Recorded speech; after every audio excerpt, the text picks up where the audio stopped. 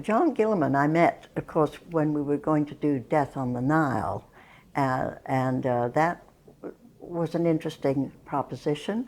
I did not know him. I knew of him, and certainly he certainly knew his subject very well, and he was also obviously a fan of Christie, so that was easy. It was an extraordinarily rare opportunity to shoot in a unique and very special environment. I mean, working in Egypt in those days, well, in what is the expression? We were billeted in a hotel in the middle of the Nile. To get to it, we had to get on a boat, and we traveled across water, and we all lived in this luxury hotel in the middle of the Nile in Egypt. And that was a special and wonderful experience, I must say.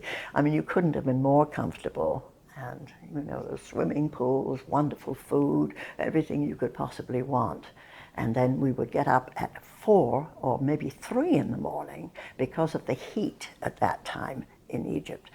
We had to do the shooting before noon. Otherwise, we could not shoot afternoon. It was too hot. So we were dealing with that, and also with an old riverboat that we were working on, which was, you know, trundling its way down the Nile, pulled by little boats at times, and sometimes under its own steam. But the motors made so much noise that they usually just dragged it along with little boats.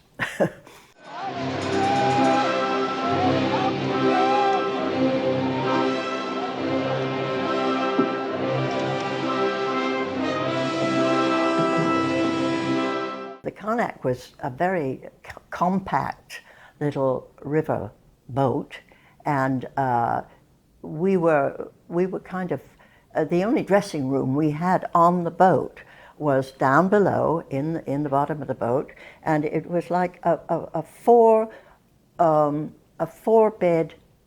cabin, and there was a bed up and a bed down, and a bed up and a bed down. So the fitting had to take place between the two sets of bunks. And I remember Betty would lie down on one bunk, and Maggie Smith was on the other, and I was on the third. And we would take turns being fitted in the well in the middle. It was one of those extraordinary circumstances where we were forced to, you know, not be the stars that we were supposed to be. But nevertheless, everybody was of good mind, and we managed to bring it off. What time is it? There's a clock. Use your eyes. Didn't your mother ever tell you, as far as servants are concerned, there is a vast difference between amiable eccentricity and downright rudeness? My mother was a lady. A disposition she failed to pass on to you. It's your bedtime. She was a very fascinating woman, and I got to know her quite well on that occasion. And she had been a great Warner Brothers star, and I had been a fan of hers as a child. You know, she was a great deal older than me, and I remembered her in all her great roles, Dark Victory and things like that. And you know, I'm talking about movies that young people today have no idea about. But some of the people of my age, they would remember those movies, and they were quite wonderful. She was a very special, unique actress, wonderfully unique looking and sounding. And I was delighted to meet her and to work with her. Peter Ustinov was my brother-in-law, my ex-brother-in-law actually, so we were good friends, and great fun to work with him on that occasion. And my role was such an interesting, farcical character in many ways, and there was so much comedy involved. David Niven and Peter Ustinov and myself and my husband and I, we were all great friends, and we knew each other from other times. So it was a very interesting location, shall we say, for actors. Do forgive me for butting in, but I've had a bet with my daughter here that you're Hercules Porridge, the famous French sleuth. Not quite. I'm Hercule Poirot, the famous Belgian sleuth. I told you, Rosalie. There's only one Monsieur Poirot in the world. He's unmistakable, as indeed I realize I am myself. Anthony Powell is a superb costumier.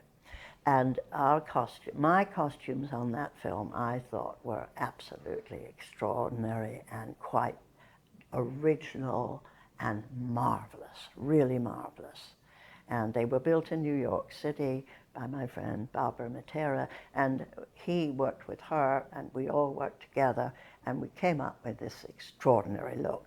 But Anthony was at the root of it all. He is quite the best. Directors are ilk unto themselves, and sometimes it's hard to be able to converse and to.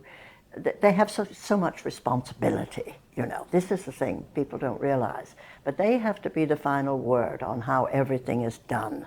And therefore, Gilliman, under those circumstances, I think did a terrific job. There's a marvelous cast photograph of everybody that was in that film. I hope that it's available because it shows absolutely every single person sitting all among themselves. And it's an amazing group of actors and actresses. And I think the general public would enjoy seeing that.